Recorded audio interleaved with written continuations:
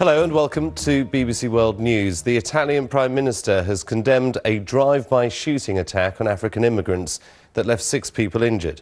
Paolo Gentiloni said that hatred and violence would not be allowed to divide society. Well, it happened here in the central Italian city of Macerata. All of the victims were African migrants. One is in a critical condition, and police arrested this man, 28-year-old Luca Traini. He reportedly made a fascist hand gesture when police took him into custody. James Reynolds has more from Rome. One man, a 28-year-old Italian armed with a pistol, turned the Italian city of Macerata into a terrifying place. Reports say that the gunman fired from his car at anyone who appeared to be a migrant from Africa. There was no time for his targets to hide. I was passing by this morning to go and buy a cigarette when they shot me on my leg this morning, you know. So the person who was inside the car was shooting, you know. But me, I don't actually see his face, yeah. During the attack, the authorities posted warnings instructing the city's residents to stay inside. The gunman was arrested when he got out of his car. He's identified as 28-year-old Luca Traini. The Italian media reports that he'd been a candidate for the anti-immigrant Northern League party in local elections held in 2017. This attack comes at a time of high anxiety in the city of Macerata.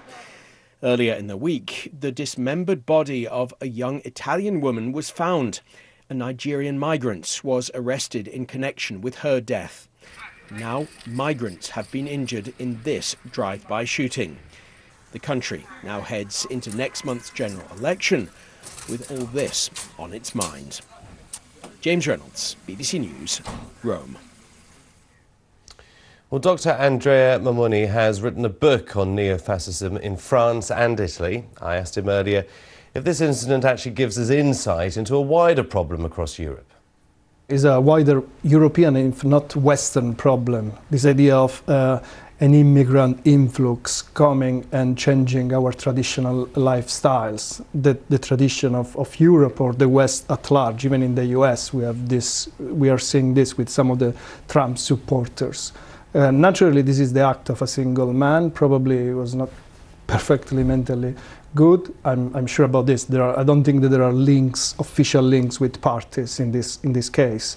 But this is showing us that there is a widespread anger towards migrants. There are racial tensions in Italy and also in other European countries. Now, right, and I mean, you said he clearly has mental problems. We don't know that, and actually he might not. And that's the worrying thing about neo-Nazism, fascism and right-wing extremism. Some of these people are very intelligent, bright people and who are completely stable as far as they're concerned. Yeah, I mean, there is, even methodology, academically, you know, the study of terrorism, sometimes there is a strange borderline between what is right and what is wrong with them.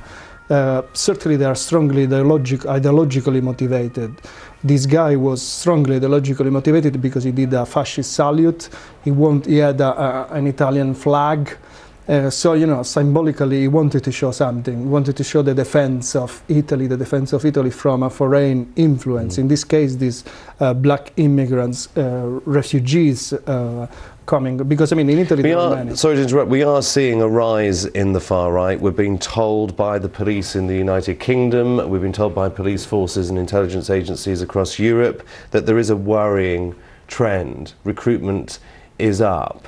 Is this purely down to the amount of immigration we're seeing, the largest movement of people since World War II? Is that what this is all about? It's partially this is the reason.